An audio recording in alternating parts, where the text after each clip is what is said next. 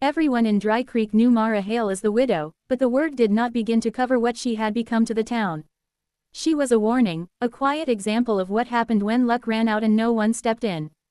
Her house stood at the edge of the dirt road where the pavement ended, a tired structure with a roof that groaned when the wind pressed against it and a gate that never closed the way it should.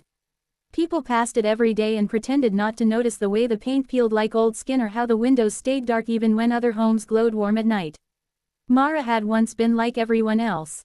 She had laughed loudly, walked proudly beside her husband, and believed hard work would always be enough. When he died in the mill accident, crushed under a machine that had skipped too many inspections, the town brought casseroles and kind words. For a few weeks, then the sympathy thinned, and the real Dry Creek showed itself. Bills arrived with her husband's name crossed out and hers written in its place. The mill kept running. The men who owned it kept smiling. The three brothers who ran the mill were known for their tempers and their trucks, which roared through town like they owned the road. They claimed Mara's husband had owed them money, though the amount shifted every time it was mentioned. To them, debt was not something to be settled but something to be used. They began coming by after dark, always when the street was quiet enough that no one would hear raised voices or the thud of a door against its frame. At first, they knocked. Then they stopped knocking. They shoved past her, scattering papers, breaking plates, reminding her, again and again, that she was alone. They never stayed long, but they stayed long enough to leave her shaking. When they left, they laughed, as if cruelty were a private joke shared between brothers. Mara learned to clean quickly, to breathe quietly, to count the cracks in the floor until her heart slowed down again. During the day, she worked wherever she could. She scrubbed floors, mended clothes, hauled sacks of grain that left her arms aching. She walked before sunrise and returned after sunset, keeping her eyes down, saving every coin. Still, it was never enough. It was never meant to be. The brothers' visits continued, as regular as the evening wind. Across the fields, beyond a stretch of fence and grazing land, stood the Crow Ranch. It was large, orderly, and solid in a way that made people straighten their backs when they rode past. Silas Crow owned it, along with more land than most men in the county combined. He was known for paying on time, speaking little, and never involving himself in town gossip. After his wife died years earlier, he became even quieter, as if he had folded his life inward and locked it there. Silas noticed things others missed. He noticed Mara walking before dawn, her shoulders squared despite the cold. He noticed the way her hands trembled when she handed over coins at the general store. He noticed the trucks parked near her place at dusk and the way she flinched at sudden noises. He noticed, most of all, how no one else seemed to notice at all. He did not ride over with threats or questions. He did not announce his concern. He watched, learned patterns, and listened. He heard the mill workers talk in low voices about accidents that never made the paper. He heard about debts that never cleared. He kept his counsel and began making quiet arrangements. The night the gate finally gave way came without drama. A hard shove, a sharp crack, and the wood split. Mara stood in the doorway, heart racing, knowing what would follow. When the brothers left, they left the gate hanging crooked, a symbol more than a barrier. Mara sat on the floor long after, staring at the broken hinge, understanding that something had to change or nothing ever would. The next morning, Dry Creek woke to a rumor that spread faster than any truth ever had. Silas Crow was getting married. By mid-morning, it was confirmed. By afternoon, a name was whispered with disbelief and curiosity: Mara Hale. People gathered in doorways and leaned across counters, hungry for explanation. Some said Silas had lost his senses. Others said he was lonely. A few said he was kind. The Mill brothers laughed openly, convinced it meant nothing. To them, a marriage was just another thing that could be broken. Silas rode to Mara's house that afternoon. He dismounted slowly, hat in hand, and stood by the broken gate. He did not step inside until she invited him. When he spoke, his words were plain and careful.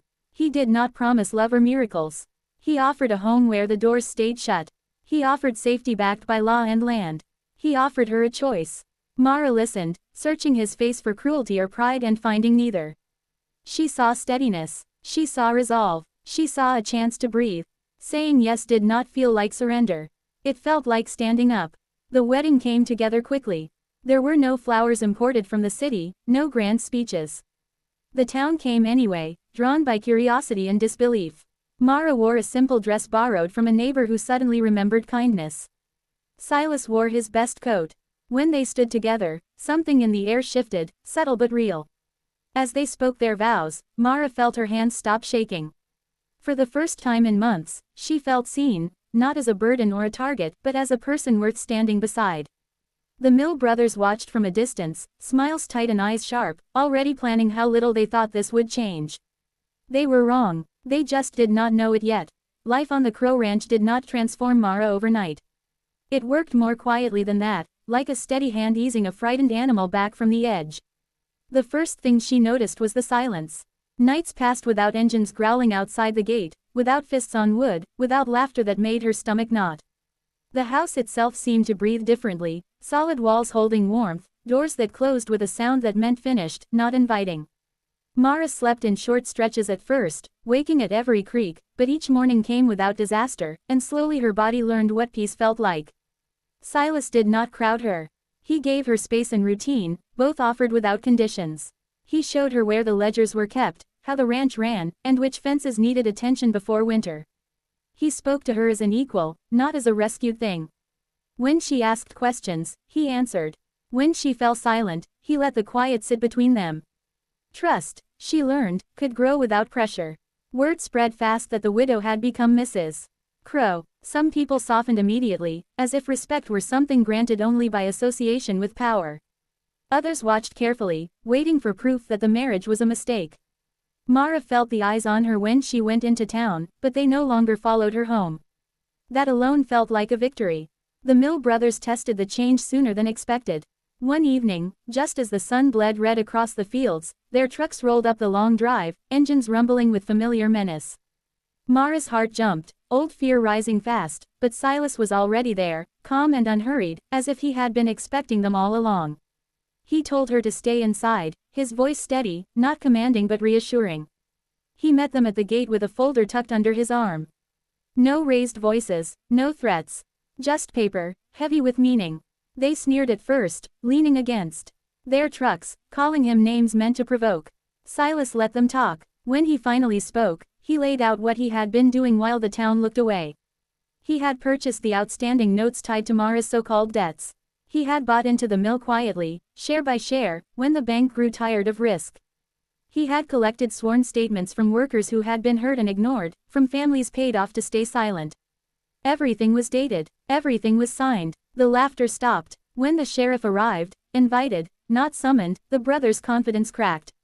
The papers passed hands. Faces hardened. Engines shut off. They left without another word, dust rising behind them like the end of something rotten. The town buzzed for weeks after that. Then came the courthouse days, long and tense. Mara sat beside Silas through every hearing, her back straight, her name spoken with respect for the first time since her husband died. The mill's history unraveled thread by thread.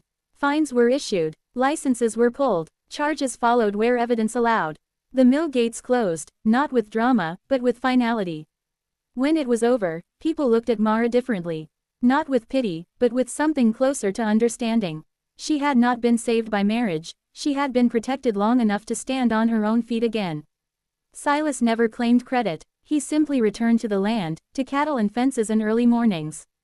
Mara found her place beside him, not behind. She took over the ranch books, discovering a talent for numbers she never knew she had. She organized fair wages and safety rules, insisting that no man working Crowland would fear the night the way she once had. She started a small fund for injured workers' families, quiet and steady, the kind that lasted. One evening, months later, they stood on the porch watching the sun dip low. The fields rolled out before them, peaceful and open. Mara asked the question that had lived in her chest since the day he rode up to her broken gate. Why her? Why marriage? Silas did not answer right away. He watched the land, thoughtful. Then he said, simply, that fear moved faster than the law, and loneliness made it stronger. Marriage had been the quickest shield he could offer, the strongest one recognized by men who respected only power and paper. Mara took his hand, understanding at last. What began as protection had grown into something real, not dramatic, not loud, but strong and chosen every day. The town, watching from a distance, finally saw the truth no one had expected. The rich rancher had not married the widow out of pity. He had married her to stop injustice at its root, and together, they had rewritten what power looked like in Dry Creek.